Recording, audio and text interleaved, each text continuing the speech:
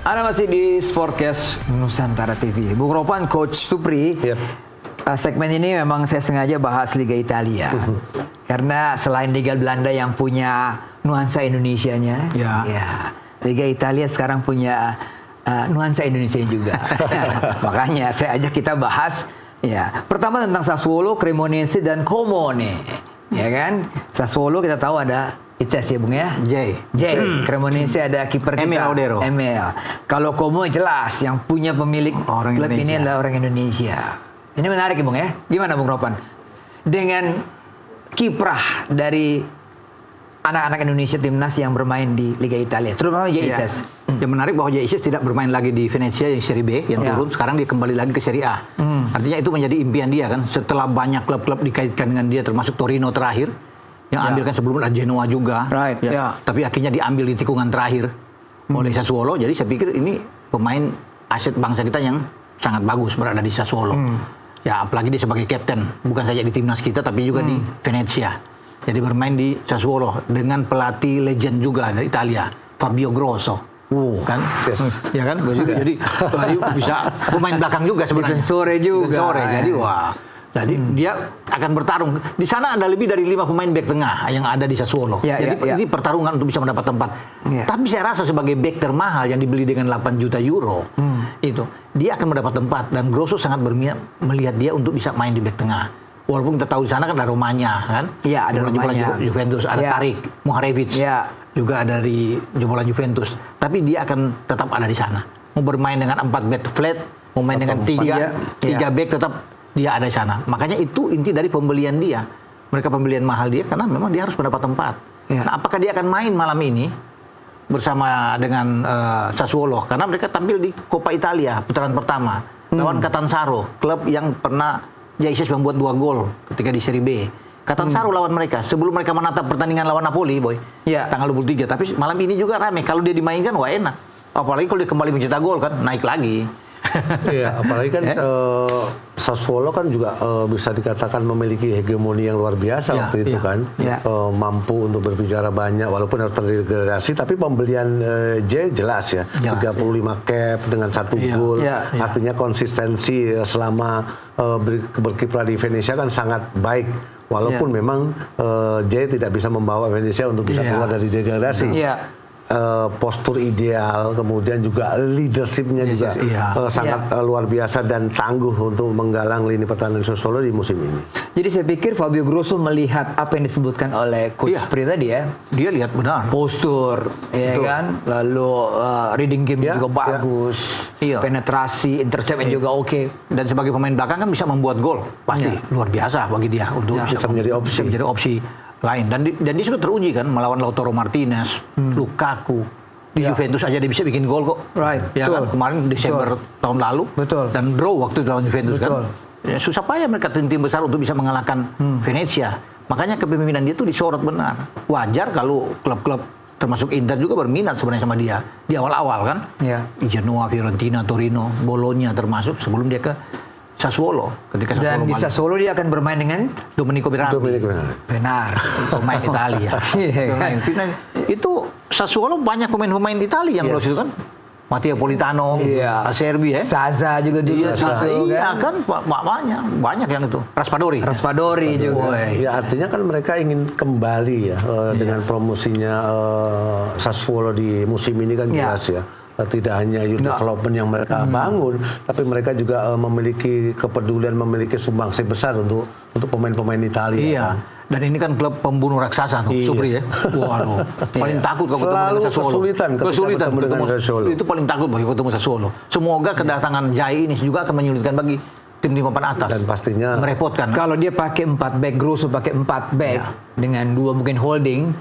Saya pikir di tengah Jai salah satu Jai. Dengan pengalaman dia. Dua punggawa yang Bung Ropan sebutkan tadi kan di Serie B.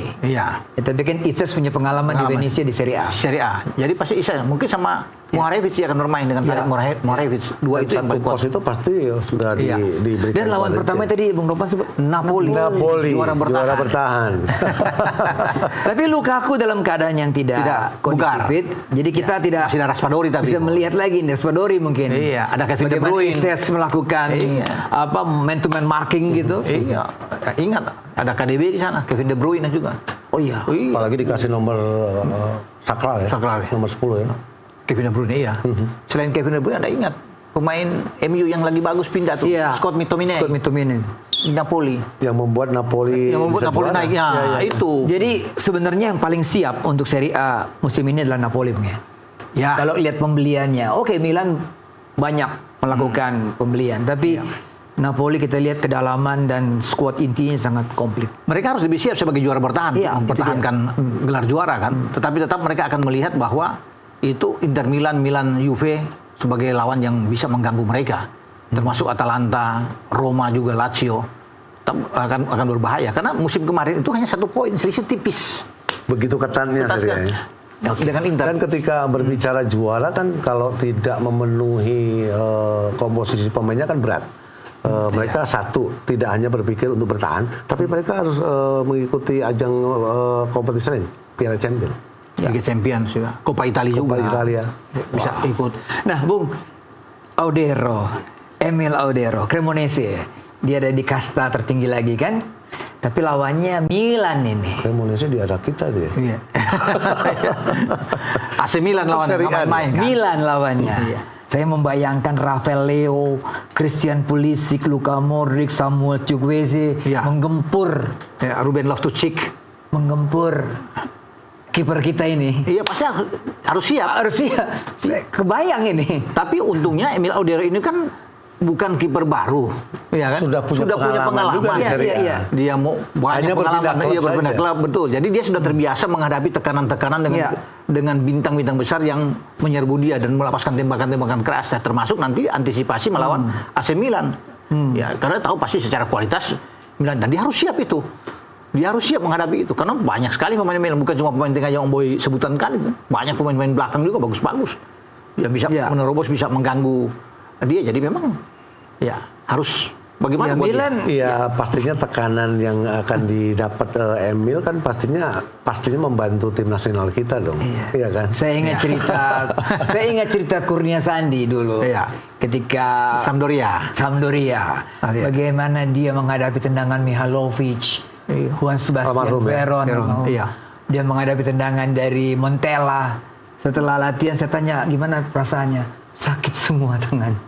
Badan jadi pegal semua. Ya itu mungkin dialami lagi oleh. Betul, karena kan untuk berbicara pemain-pemain Eropa tidak hanya mereka itu memiliki teknik menendang yang benar, tapi mereka juga memiliki power yang begitu luas gitu loh. Iya kan?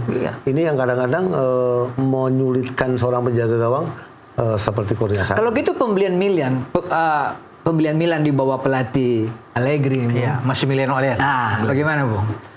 Saya pikir nggak terlalu. Leo tidak dijual, dipertahankan. Itu benar itu. Kalau lepas Leo selesai. Waduh, gawat itu. Ini pemain yang paling yang ada. Jadi, ya mungkin mereka butuh pemain-pemain belakang juga. Ada beberapa pemain belakang juga yang mereka dapatkan kan. Jadi harus diperkuat memang jantung pertahanan mereka. Karena walaupun dapat Modric juga ya. Lawan Modric pemain lama, pemain senior, tapi ya oke lah untuk bermain di tengah. Tapi Milan memang harus pikirkan di belakang. Memang mereka masih punya Fikayo Tomori di belakang kan, Gabi di belakang. Tapi harus ada dua penambahan pemain baru. Ada Estupinan kalau nggak salah, diambil dari Brighton. Sama Connie de Winter. Connie de Winter dari dua belakang kan, dari Genoa. Itu makanya saya bilang mereka harus butuh pemain belakang. Tidak cukup. Kenapa ya? Allegri merasa dia belum nyaman dengan belakang masih ada walaupun ada Tomori ya. Iya ada Tomori. Iya. Kan kemarin kan lawan Chelsea kan? Terakhir. Tapi mereka malah melawan Liverpool di Hong Kong. Season musim kemarin. Cuma tetap di belakang dianggap bermasalah. Itulah keseimbangan dalam sebuah taktikal ya. Tidak hanya kuat dalam attacking, tapi juga butuh solidnya lini pertahanan yang ingin dibangun oleh Massimiliano di belakang dari Milan gitu. Milan Makanya gaya Allegri kan masih tetap seperti itu ya, Bung ya. Iya. Kalau Allegri kan nggak asing kalau di Milan. Nggak asing kan? Iya.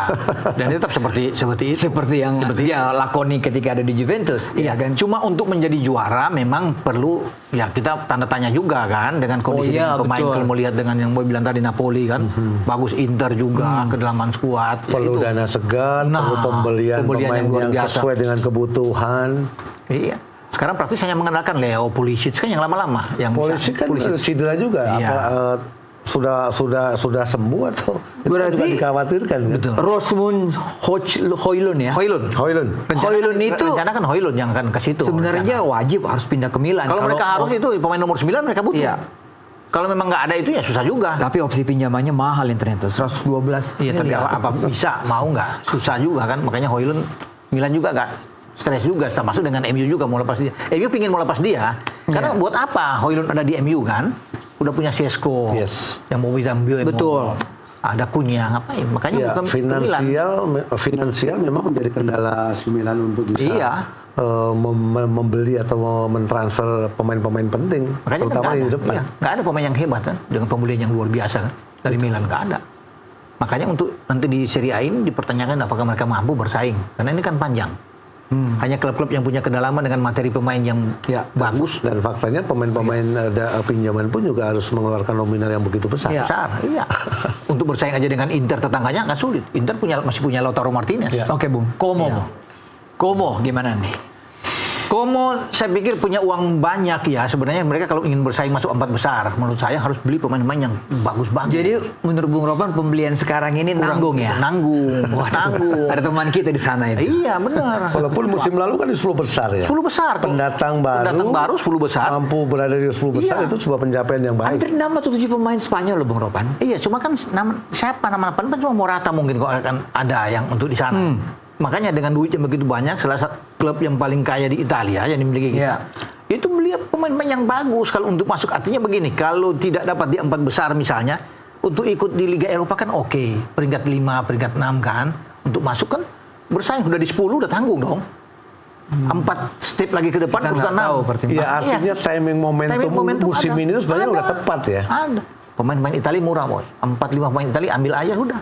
Ini ada nama Alberto Moreno, Alex Valle, Sergio Roberto, Jesus Rodriguez, Ivan Azon. Memang tidak terlalu nempel di kepala kita pemain-pemain Spanyol ini. Ya. Kecuali mungkin Alberto Moreno mungkin yang pernah kita dengar ya.